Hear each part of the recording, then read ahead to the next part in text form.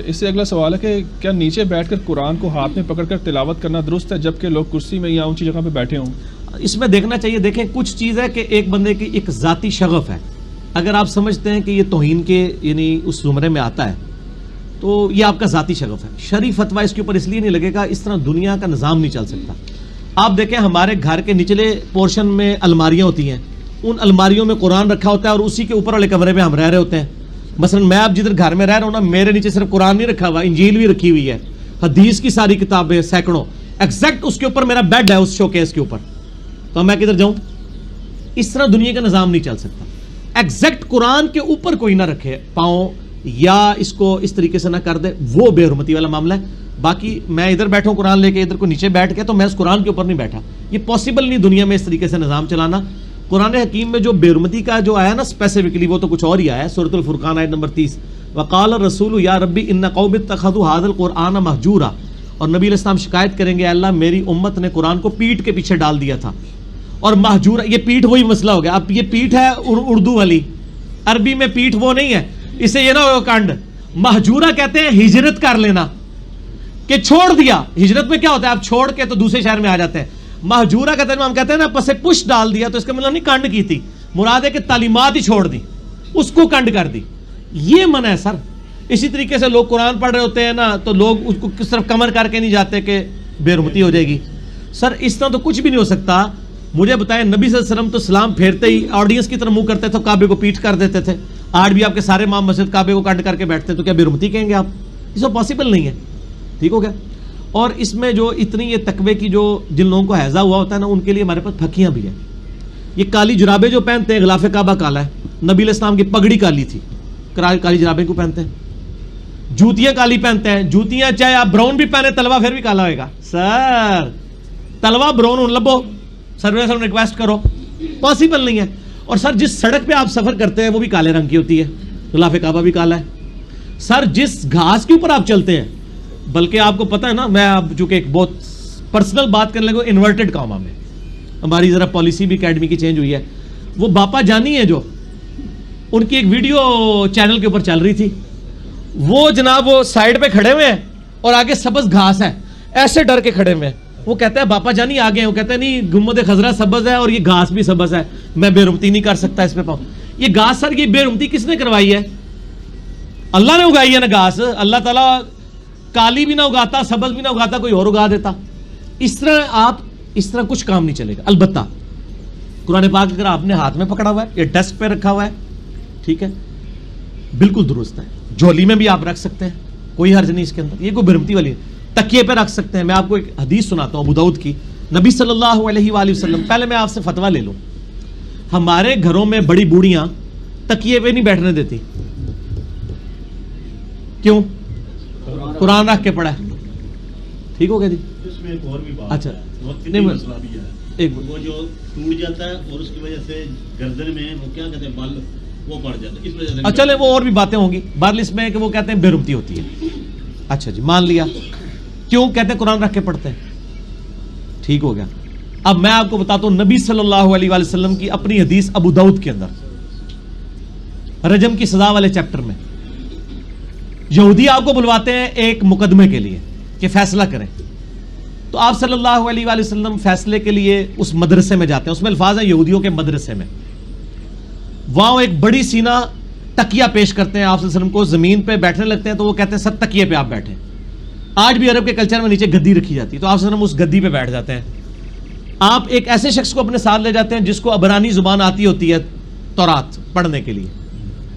تو آپ صلی اللہ علیہ وآلہ وسلم فرماتے ہیں میں تورات سے فیصلہ کروں گا, چونکہ وہ رجم کی سزا سے جان چھڑوانا چاہتے تھے, کوئی امیر کبیر بندہ تھا. آپ فرمایا ٹھیک ہے, تورات کو تو مانتے ہو نا. تورات لائی گئی. آپ صلی اللہ علیہ وآلہ وسلم نے جب تورات آئی نا, تو اپنی پیٹھ کے نیچے سے گدی نکالی اور تورات کو اس کے اوپر رکھ دیا. آج کے حساب سے گستاخی ہو گئی, کیونکہ جو چیز پیٹھ کے نیچے تھی اس کے اوپر اللہ کی کتاب رکھ دی. اور پھر فرمایا میں ایمان لایا اس کتاب پر بھی اور اس کے نازل کرنے والے پر بھی. اگرچہ وہ کتاب بدل چکی ہے لیکن وہ 100% تو نہیں نا بدلی ہوئی. آج بھی نبی علیہ السلام کی جو اس میں بشارتیں ہیں وہ ہم تو نہیں کہیں گے بدلی ہوئی ہیں.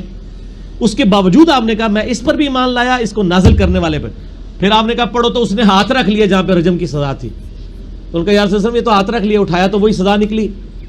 تو یہ آپ صلی اللہ علیہ وآلہ وسلم نے خود یہ عمل کر کے بتایا. تو اس لیے پاسبل نہیں ہوتا. ہم نے کرسیاں بھی رکھی ہیں, جب فالتو بندے ہو جاتے ہیں نا وہ پھر ہم ان کو آگے لے آتے ہیں, چلے وہ ہاتھ میں پکڑ کے بیٹھ جائیں. ہم کہتے ہیں اب آندھا سے ہاتھ والا بھی کام چھوڑ دیں, جس کے پاس موبائل ٹچ سکرین ہے نا وہ موبائل پکڑ کے بیٹھ جائے, ٹھیک ہے نا. باقی یہ کہنا کہ یہ اوپر بیٹھا ہے یہ نیچے بیٹھا ہے, باقی جو سعودیہ کے اندر جو کچھ ہو رہا ہے نا جی, اس میں سعودیہ والوں کا کوئی قصور نہیں ہے. سعودیہ میں جتنا اہتمام ہے نا قرآن کی عزت کا کہیں بھی نہیں ہے, لیکن پبلک جاہل ہے نا. پبلک جوتیوں والی جگہ پہ 7 قرآن رکھ دیتی ہے, نعوذ باللہ, یہ تو غلط ہے. انہوں نے مسجد کے اندر ہزاروں الماریاں رکھی ہوئی ہیں پیتل کی بنی ہوئی, ان کے آگے باقاعدہ ڈسٹ پروف پلاسٹک لگائے ہوئے ہیں ہر چپے چپے پہ. پھر بھی کوئی سستی کر کے رکھ لے, اس میں سعودیہ کا تو کوئی قصور نہیں ہے, ان تو اہتمام کر دیا نا, ٹھیک ہے. اور ادھر جو کچھ ہو رہا ہے ادھر تو کوئی بھی قصور ماننے کے لیے, ادھر کوئی مزار نہیں جس کے اوپر لوگ سجدے نہ کر رہے ہوں. وہ کہتے ہیں یہ جہل عوام کر رہی ہے جی, ادھر بزرگاں دا تے قصور نہیں. تے تواڈے بزرگاں دا تے گدی نشیناں دا کوئی قصور نہیں, تے سعودیہ دا کیا قصور ہے جو لوگ یہ کام کر دے نا, وہ بھی تو لوگ خود ہی کر رہے ہیں نا. سعودیہ نے تو پورا اہتمام کیا ہوا ہے, لیکن اگر ویسے کسی کو ٹسل ہو گئی ہے تو اس کا تو کوئی علاج نہیں ہے. اچھا بھائی, اگلے 2-3 سوال تھوڑے الزامی ٹائپ کے ہیں. اس میں سے یہ کہ یہ کیسا ظلم ہے کہ آپ اپنے آپ کو صرف مسلم کہتے ہیں, کیا باقی کافر ہے جو آپ اپنے آپ کو مسلم کہتے ہیں؟ توبہ توبہ توبہ توبہ, کڈی ڈاڈی گل کر دینا, استغفر اللہ. یعنی یہ دن بھی آنا تھا کہ مسلمان اپنے آپ کو مسلمان نہیں کہہ سکتا, اور باقی آپ جو مرضی اپنے آپ کو کہیں وہ کسی کو نہیں تکلیف ہوتی ہے. حالانکہ وہ سارے انڈیا کے شہروں کے نام ہیں. دیوبند 1867 میں مدرسہ دیوبند شہر میں بنا, اس سے پہلے دنیا کا کوئی مسلمان دیوبندی نہیں تھا بلکہ مسلمان ہی تھا. دیوبندی بھی مسلمان ہے لیکن وہ بغیر دیوبندی کے ہی چھڑا مسلمان ہوتا سی, گلابی مسلمان نہیں, صرف مسلمان. 1896 میں منظور الاسلام بریلوی میں مدرسہ بنا. اس سے پہلے دنیا میں سارے جو بریلوی بھی تھے نا بعد میں ہونے والے, وہ چھڑے مسلمان ہی سن. تو سر آپ نے تو انڈیا کے شہروں سے اپنی نسبتیں جوڑی, اور یہاں دعا کروا رہے ہوتے ہیں انڈیا سے میچ جیت جائیں. میچ پھر بھی نہیں تسی جیتنا, کیونکہ تسی اپنی نسبتیں اتنے ہی جوڑیاں ہوئی ہیں, ٹھیک ہے. تو مطلب یہ نسبتوں کے اوپر آپ لوگ جو فخر محسوس کرتے ہیں, ہمیں فخر ہے. ہمارا نام ہمارے جد امجد نے مسلم رکھا ہے.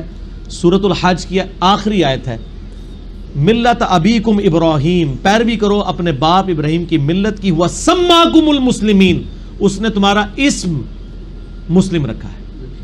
من قبل وفی ھذا, اس قرآن کے نزول سے پہلے بھی اور اس کتاب میں بھی. یہ قرآن میں واحد موقع ہے جہاں مسلم ایز اے اسم آیا ہے, صفت کے طور پہ نہیں. باقی جگہ جب ہم مسلم کہتے ہیں, میں آپ کو حیران کن بات بتاؤں, آپ قرآن کی آیت پڑھیں نا, ولا تموتن الا وانتم مسلمون, دیکھنا تمہیں موت نہ آئے مگر مسلم حالت میں. یہ علیحدہ بات ہے. ہم غلاف کعبہ پکڑ کے دعا کرتے تھے, اللہ مجھے بریلویت میں موت آئے. اللہ تعالیٰ ہمارے اپنے آپ کو مسلم, وہ کہتے ہیں یہ مسلم کا مطلب وہ نہیں ہے. مسلم کا مطلب ہے اللہ میں فرما برداری میں موت دینا, اس کا ترجمہ کر جاتے ہیں.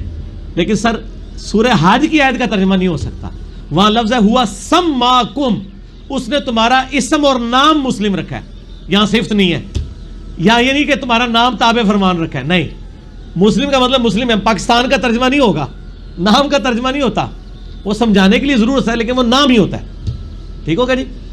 تو ہمیں تو فخر ہے جی. اور میں آپ کو بتاؤں کتنا بڑا المیہ ہے کہ آپ کسی مسجد میں جا کے کہیں نا کہ میں بریلوی ہوں, وہ چاہے مسجد دیوبندیوں کی ہو, تو کہیں گے ہاں آپ بھی حنفی ہیں, ہماری کافی مشترکات ہیں, یہاں ماشاءاللہ کافی بریلویوں کی مسجدیں بھی ہیں, اور یہ وہ. اور آپ جا کے کہیں کہ جی میں مسلمان ہوں, اگلا کہے گا تو پیر جا کے میں کافر ہوں. تو اگر کافر نہیں ہے تو بھی کہنا میں بھی مسلمان ہوں.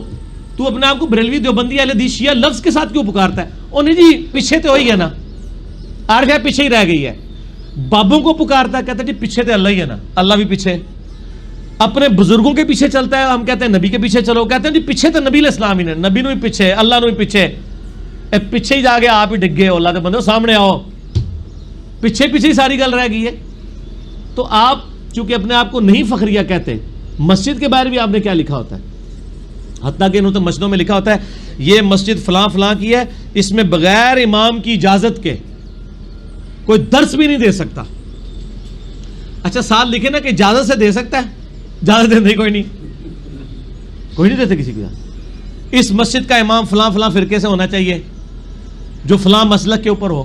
تو سر مسجدیں پھر آپ نے اس طریقے سے بنائی ہیں, آپ ایک غریب تم بدتمیز خود اپنے آپ کو مسلمان نہ کہیں، جو بیچارہ کہہ رہا ہے اس کو بھی آپ ٹانٹ کر رہے ہیں کہ تو اپنے آپ کو مسلم کیوں کہتا ہے. میں اس لیے کہتا ہوں کہ نبی صلی اللہ علیہ وآلہ وسلم مسلم تھے، صحابہ اکرام مسلم تھے، تابعین مسلم تھے، محدثین مسلم تھے، ہم بھی مسلم ہیں. نہ میں وابی نہ میں بابی، میں ہوں مسلم علمی کتابی. نہ ہم بابوں کا دفاع کرنے والے ہیں، نہ سو کالڈ ہم وابی ہیں، بلکہ ہم علمی کتابی طریقے سے چلنے والے مسلم ہیں. اچھا مجھے یاد آیا، وہ میں نے جو پچھلی حدیث بیان کر دی تھی نا، وہ سعد ابن ابی وقاص اور خالد بن ولید، وہ حضرت جو ہے وہ عبد الرحمن بن عوف ہیں. ویسے تو سعد ابن ابی وقاص بھی سابقون الاولون میں سے ہیں. اور میں وہ عمر سیریز آپ دیکھیں گے نا، اس میں آپ کو اندازہ ہوگا حضرت علی تو صرف 8 سال کے تھے جب نبی علیہ السلام نے دعوت کا آغاز کیا. اس وقت حضور کے ساتھ جانثاری اور باڈی گارڈ کون تھے؟ حضرت علی تو نہیں تھے، ظاہر ہے 8 سال تو بچہ ہوتا ہے. وہ یہی لوگ تھے، سعد ابن ابی وقاص، عبد الرحمن بن عوف، یہ بڑے بڑے صحابہ تھے. حضرت علی پھر جب میدان میں اترے پھر تو ساروں کو پیچھے چھوڑ گئے نا. لیکن اوائل کے اندر جب تک حضرت علی 15-16 سال کے نہیں ہوئے، وہ 7-8 سال انہی صحابہ نے حضور کی اس طریقے سے حفاظت کی ہے دنیاوی اسباب کے اعتبار سے. تو ہر صحابی کا اپنا مقام ہے الحمدللہ. ٹھیک ہو. اچھا اگلی بات آ رہتی ہے کہ آپ لوگوں کو قرآن ڈائریکٹ پڑھنے کا کہہ کر دراصل گمراہی کا دروازہ کھول لیں، کچھ خدا کا خوف کریں. ہاں جی، میں اللہ کا خوف کرتا ہوں، اسی لیے لوگوں کو کہتا ہوں کہ قرآن پڑھیں، کیونکہ مجھے پتہ ہے کہ قرآن میں یہی لکھا ہے. سورۃ الانعام کی آیت نمبر 19 ہے، وَأُوحِيَ إِلَيَّ هَذَا الْقُرْآنُ لِأُنذِرَكُم بِهِ وَمَن بَلَغَ. اے نبی علیہ السلام فرما دیجئے مجھے قرآن اللہ نے اس لیے وہی کیا تاکہ اس قرآن کے ذریعے میں تم تک دعوت و تبلیغ پہنچاؤں، اور جس تک یہ قرآن پہنچ جائے وہ بھی اس قرآن کے ذریعے تبلیغ کرے. تو سر میں اپنی کتاب آپ کو کوئی لکھ کے دے دوں، آپ کے بزرگوں نے تو کسی نے فضائل سنت پکڑا دی، کسی نے فضائل اعمال پکڑا دی، کسی نے 14 ستارے پکڑا دی. ہمیں تو نبی علیہ السلام کتاب اللہ دے کے گئے ہیں، یہ سنت ہے. اور یہ حیران کن بات ہے کہ اگر مجھے کوئی یہودی آ کے یہ کہے نا کہ قرآن ڈائریکٹ نہ پڑھنا گمراہ ہو جاؤ گے، ہم کہیں گے دیکھو اللہ کا دشمن ہے، اپنی کتاب پڑھوانا چاہتا ہے. تو تھوڑا مولوی ممبر سے چڑھ کے آتا ہے قرآن ڈائریکٹ نہیں پڑھنا چاہیے، گمراہ ہو جاؤ گے. تو اس کے بارے میں سوچا جائے یہ کسی اور چکر میں ہی ہے. یہ مسلمان کے لبادے میں ایک دشمن اسلام کا کھڑا ہوا ہے آپ کے سامنے. قرآن تو کم از کم 4 دفعہ ایک سورت میں کہہ رہا ہے وَلَقَدْ يَسَّرْنَا الْقُرْآنَ لِلذِّكْرِ فَهَلْ مِن مُدَّكِرٍ. قرآن نصیحت کے لیے آسان ہے کوئی سمجھنے والا؟ اور سر میں ڈائریکٹ تو کبھی بھی میں نے نہیں کہا، یہ میرے پہ جھوٹا الزام ہے. میں نے ہمیشہ کہا ہے بریلوی ہو تو احمد بریلوی صاحب کا ترجمہ پڑھو، جو بندی ہو تو اشری تھانوی کا ہی پڑھ لو اپنے بزرگوں کا، آپ اہل حدیث ہو تو جونا گھڑی صاحب کا ہی پڑھ لو، شیعہ ہو تو سید فرمان علی شاہ صاحب کا پڑھ لو. سر میں تو کہتا ہوں آپ احمد بریلوی صاحب سے قرآن پڑھیں، کیونکہ وہ یہ نوٹس تو نہیں بنا کے گئے تھے، آپ کے لیے ترجمہ لکھ. تو میں تو ڈائریکٹ احمد بریلوی صاحب سے قرآن پڑھتا ہوں. میں نے میرا قرآن کا کوئی ترجمہ لانچ ہوا ہے کہیں آپ کے پاس ہے تو ڈائریکٹ کہاں سے؟ جب میں احمد بریلوی صاحب کا ترجمہ پڑھ رہا ہوں تو میں تو ان سے قرآن پڑھ رہا ہوں نا، ترجمہ انہوں نے کیا نا، انہوں نے اپنی عربی کا کیا، آپ کے استادوں کے استادوں کے استاد نے. تو ڈائریکٹ تو ہم کہہ بھی نہیں رہے. ہم علماء سے بھی کب کہتے ہیں کہ آپ جان چھوڑیں؟ ہم کہتے ہیں علماء سے ہی پوچھیں، بلکہ پوچھیں نہیں پوچھو انہوں کہ جڑی گل کی تھی جی لکھی کتنے ہے. جب یہ بات کرتے ہو کہتے ہیں سانو پتہ لگ گیا کہڑے اسٹیشن تو تسی بول رہے ہو. وہ اسٹیشن جیل ہوندا ہے دریا دے کنارے فرسٹ فلور ہوتے، وہ یہ کہنا شروع کر دیتے ہیں. ہم کہتے ہیں علماء کو پوچھے نہیں پوچھیں کہ یہ آپ جو ممبر پہ بیان کر رہے ہیں کس آیت اور کس حدیث میں لکھا ہوا ہے. تو ہم کہتے ہیں علماء سے ہی پوچھ کے چلیں. لیکن علماء سے یہ نہیں پوچھنا کہ سر بزرگ کیا فرماتے ہیں، حضرات کیا فرماتے ہیں. ان سے پوچھنا ہے اللہ کیا کہتا ہے، رسول اللہ کیا کہتے ہیں صلی اللہ علیہ وآلہ وسلم. کیونکہ حجۃ الوداع پہ قرآن و سنت ہی چھوڑ کے گئے تھے، بزرگان دین آپ کے نہیں چھوڑ کے گئے تھے. اس لیے کہ بزرگان دین کو تو فوت ہونا ہی ہونا ہے، قرآن اور سنت نے زندہ رہنا ہے. اگر نبی علیہ السلام دنیا سے چلے گئے تو کوئی اور بزرگ زندہ نہیں ہے. ہاں نبی علیہ السلام اپنی تعلیمات میں زندہ ہے، اور قرآن تو اس کا کلام ہے جو جس کو نہ موت آنی ہے نہ اونگ آنی ہے. تو یہ تو کتاب موجود ہے نا جی. تو میں نے مسئلہ نمبر میرا 1 اسی پہ ہے، امام الانبیاء کی دعوت قرآن. تو خدا کے لیے آپ لوگ خوف کریں بجائے ہم پہ یعنی کرنے کے غریب تو بدتمیز. آپ کا اپنا حال یہ ہے اور آپ ہمیں کہہ رہے ہیں کہ جی ہم لوگوں کو گمراہ کر. اچھا پھر کہتے ہیں ڈائریکٹ نہ پڑھیں. چلے سر آپ انڈائریکٹ پڑھا دیں. کس مسجد میں درس قرآن ہوتا ہے؟ کہتے ہیں ڈائریکٹ نہیں پڑھنا چاہیے، علماء سے پڑھنا چاہیے. تو سر علماء پڑھاؤ نا. ابھی شکر ہے سنا ہے پی ٹی اے کی گورنمنٹ نے اناؤنسمنٹ کی ہے کہ کمپلسری میٹرک تک قرآن ترجمے سے ختم کروایا جائے گا. تو وہ بھی ایک سٹیپ ایک پولیٹیکل گورنمنٹ نہیں لیا ہے نا. علماء نے تو کہیں قرآن نہیں شروع کیا ہوا، وہ تو صرف سپارے پڑھنے کے لیے اور میت کو بخشنے کے لیے انہوں نے قرآن کو سمجھا ہوا ہے. تو ہمیں تو کہتے ہیں ڈائریکٹ نہ پڑھو، اصل میں کہہ رہے ہوتے ہیں نہ اسی پڑھے نہ تو پڑھن دینا. اور میں آپ کو حقیقت بات ہے, آپ جتنے بڑے بہت بڑا کوئی عربی دان ہے نا وہ تو ترجمہ کر لے گا, ادروائز آپ کے جو عام مولوی ہیں درس نظامی والے, ان کے سامنے آپ 30واں پارہ کھول کے رکھیں نا, ان کو کہ قرآن کا ذرا ترجمہ کر عربی کے ساتھ, اور ساتھ آپ احمد بریلوی صاحب کا یا شریف تھانوی کا ترجمہ کھول لیں, آپ کو پتہ چلے گا آدھے الفاظ کا اس کو مطلب ہی نہیں پتا ہوگا. یہ ایویں انہوں نے روپ پایا ہے, اصل انہوں نے آپ نہیں نہ آتا, یہ کہتے ہیں ڈائریکٹ نہ پڑھو, اور انڈائریکٹ بھی نہیں پڑھاتے, خود بھی نہیں پڑھاتے, خود آتا نہیں ہے, ورنہ تو درس قرآن کریں نا. اپنی اپنی مولویوں کی کتابیں لے کے مسجد کے بعد بیٹھ جاتے ہیں نا نماز پڑھنے کے بعد, قرآن بھی کھول کے بیٹھے. آپ درس قرآن کسی مسجد میں شروع کریں. میں کہتا ہوں جی آپ عام بندے ہیں نا, مسجد میں جا کے 5-6 دوست بٹھا کے تو قرآن کا ترجمہ شروع کریں, ایک تو دوسرا دن نہیں مولوی نے تو انہوں پڑھن دینا. وہ اگر آ جائے انہوں کو سر تسی بہ جاؤ میں سننا, وہ کہے گا نا پڑھو ہی نا, وہ یہ کہے گا. تو سر پھر ہمیں تو